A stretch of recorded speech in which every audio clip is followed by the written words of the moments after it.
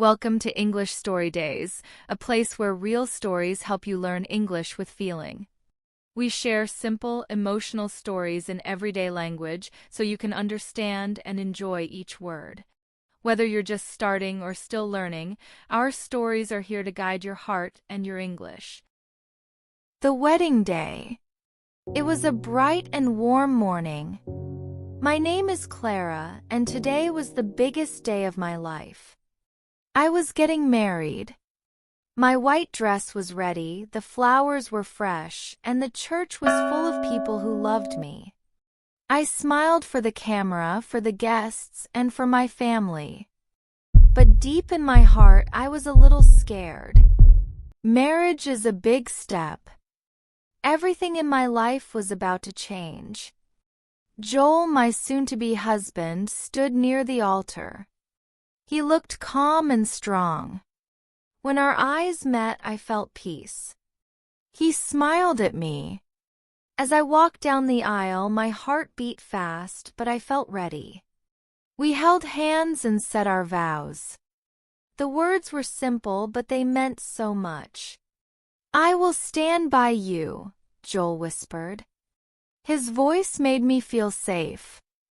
After the ceremony, we were husband and wife. Everyone cheered. I smiled, but I also felt something new inside me. That night, I looked in the mirror. I was still Clara, but now I was Joel's wife. My life had changed, and a new chapter had just begun. The first morning.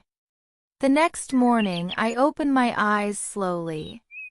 Sunlight came through the white curtains.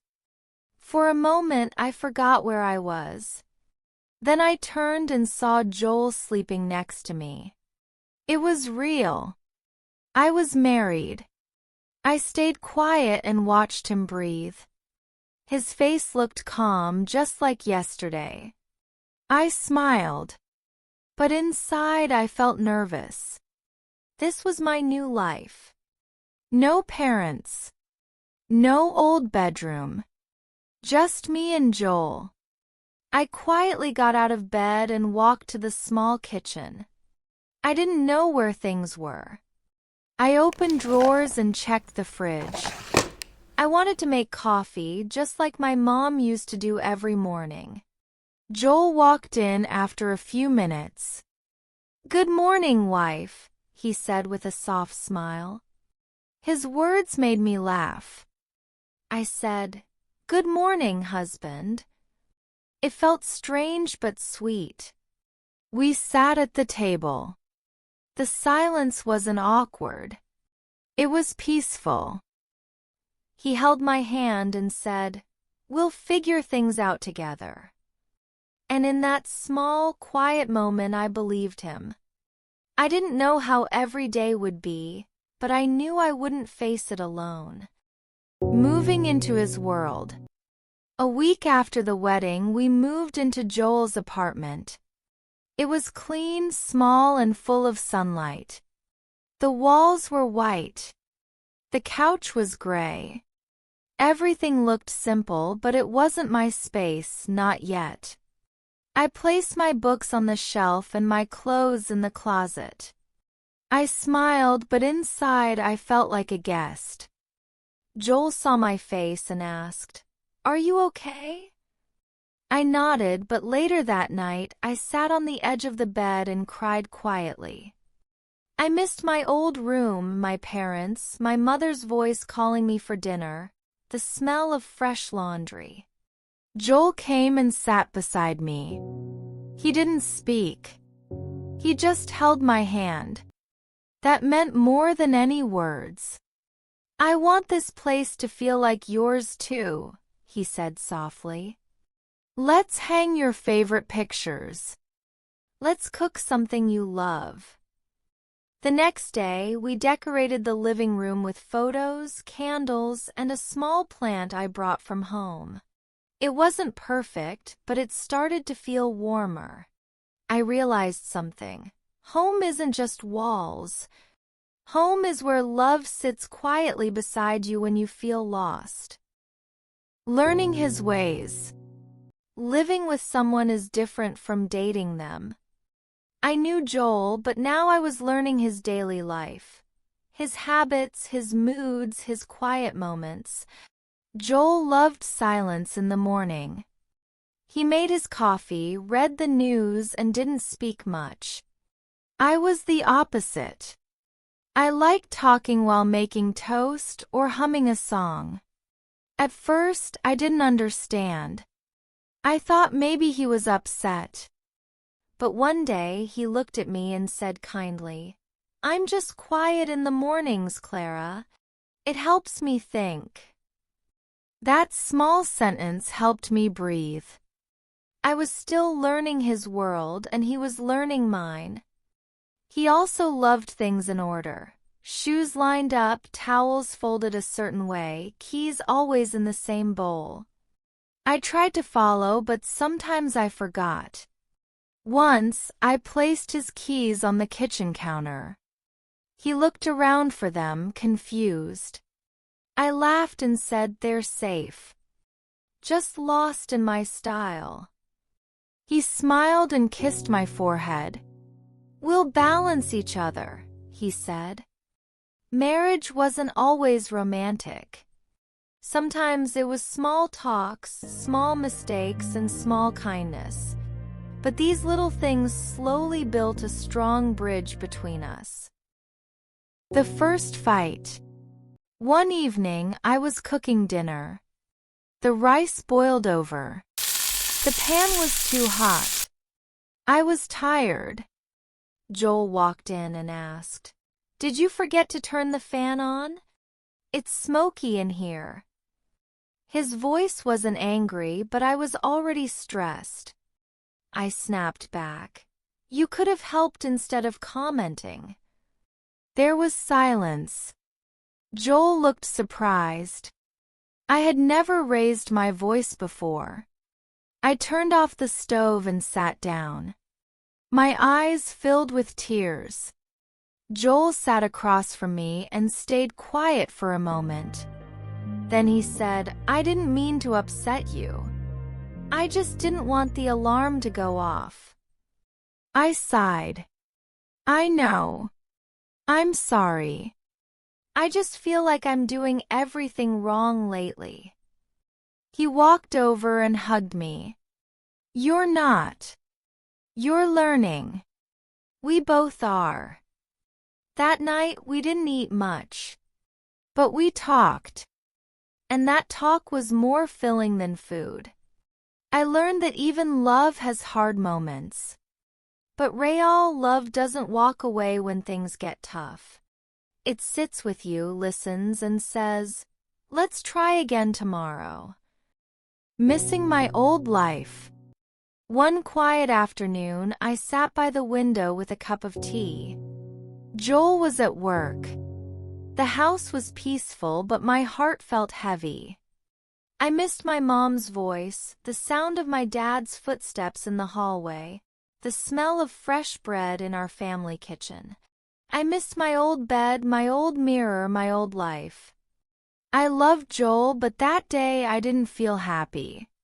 I felt like a stranger in my own world.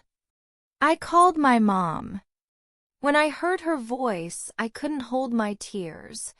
"Mom, I'm fine," I said softly. But she knew. Moms always know.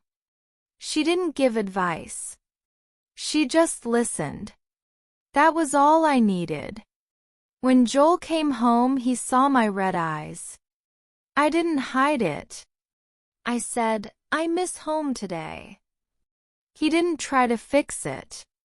He just sat beside me and held my hand. "I miss parts of my old life too," he said.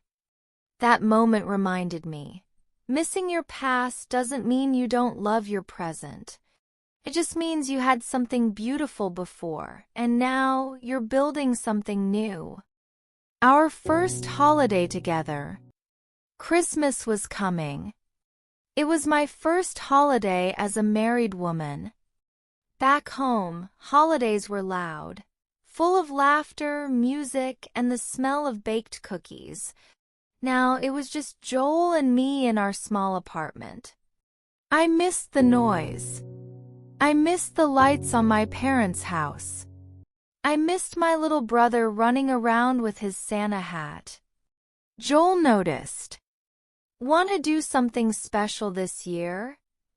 he asked. I smiled. "Yes," I whispered. We bought a tiny Christmas tree and some simple decorations. We baked cookies together, even though we burned the first batch. Joel wore a red sweater that was too big for him, and I couldn't stop laughing. That night, we sat on the couch with hot cocoa. The tree lights blinked softly. I rested my head on his shoulder. "This feels nice," I said. "It does," he replied. "It's not like your old Christmas, but maybe it's the start of a new one." He was right. It wasn't better or worse, it was just ours. Different, yes, but full of warmth, love, and new memories. I realized, love creates its own traditions, one little moment at a time. A hard day at work. I had just started a new job at a small office downtown. It was my first job after marriage, and I wanted to do everything right. I woke up early, dressed neatly, and smiled at everyone, even when I felt nervous inside. But one day, nothing went right. I spilled coffee on a paper, forgot an email, and got scolded by my boss in front of others. My face burned with shame. I said, "I'm sorry," but my voice shook. On the way home, I sat on the bus with tears in my eyes.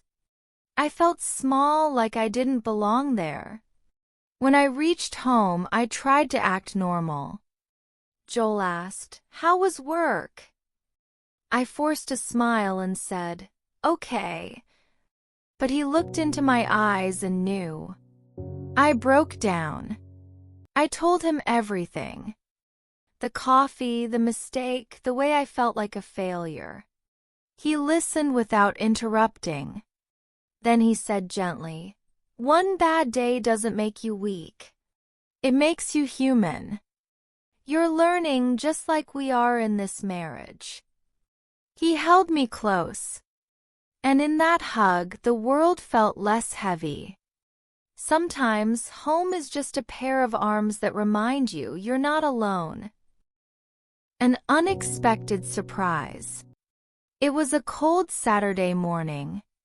I was sweeping the floor when I felt a strange tiredness. My hands shook.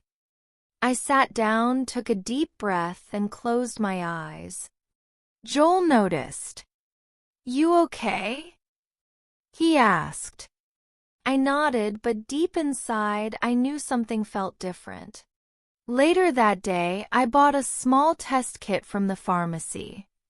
My heart beat fast as I waited. When I saw the result, my hands covered my mouth. I couldn't speak. I wasn't just tired. I was pregnant. I stared at the tiny lines on the test. A mix of joy, fear, and wonder filled my heart. I wasn't ready. But maybe no one ever really is. That night, I cooked Joel's favorite dinner, pasta with garlic bread. After we ate, I handed him a small box. Inside was the test and a tiny note that read, "We're going to be 3. He looked at me with wide eyes. Then he smiled, stood up, and hugged me tight. "We're going to be okay," he whispered. And in that moment, I knew life was about to change again. But this time, we were stepping into it together, with love, fear, and hope holding our hands, preparing for a new life. After we found out I was pregnant, everything changed. Our quiet apartment suddenly felt full of dreams and tiny plans. Joel brought home baby books and sticky notes. I started reading articles and watching videos. We didn't know much, but we wanted to learn together. Some days were full of laughter, picking baby names, talking about strollers, touching my belly to feel something move. But some nights were harder. I felt tired, emotional, and scared. I cried once because we ran out of pickles. Joel didn't laugh. He went out at 10 p.m. and brought me 2 jars. We painted a small corner of the bedroom light blue. Even if it's a girl, blue is peaceful, I said. Joel nodded. Peace is what we need. I started talking to the baby every night. Hi, little one. It's your mom. We're waiting for you. Joel would press his ear to my belly and whisper, Can't wait to meet you, kiddo. Our life wasn't perfect, but it was growing. And in that simple, quiet space, with paint on our hands and hope in our hearts, I realized something big. We weren't just preparing for a baby.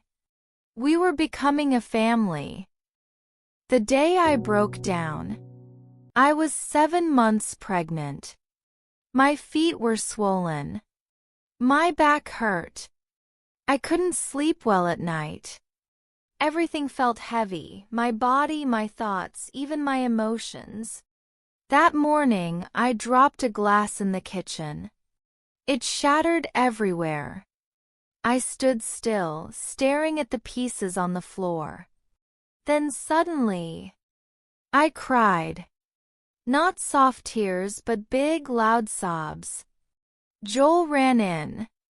What happened? He asked, worried. But I couldn't explain it. It wasn't about the glass. It was about everything. The fear of motherhood, the pressure to be strong, the changes in my body, the unknown future. He didn't speak much. He just knelt down and picked up the glass carefully. Then he stood up and wrapped his arms around me. It's okay to break sometimes, he whispered. You don't have to be strong every moment. I've got you. His words touched something deep inside me. We stood in that kitchen, surrounded by broken glass, and I felt something I hadn't in days, peace. Marriage wasn't about pretending to be perfect. It was about showing your broken pieces to someone and knowing they won't run away. The day our world changed. The day finally came. My water broke early in the morning. Joel panicked. I laughed through the pain and said, You pack the hospital bag, right? He nodded but left his shoes behind. The hospital was cold and bright. Nurses spoke gently. Joel held my hand tightly. Every wave of pain was strong. I cried. I screamed. I almost gave up. But then, I heard a sound. A cry. Not mine, our baby's. They placed her in my arms. Tiny, red, soft. Her fingers curled around my thumb. My eyes filled with tears. Joel sat beside me, eyes wide, heart full. We're parents, I whispered. He kissed my forehead. You did it. She's perfect. You're perfect. That night I didn't sleep. I watched our daughter breathe. I thought of every moment, our first morning, our fights, our love, our fears, our growth. Marriage didn't just change my name or my address. It changed me. I wasn't just a wife anymore. I was a mother, a partner, a home. And in that quiet hospital room, as snow fell outside and soft cries filled the air, I realized something. This was life after marriage. And it was beautiful.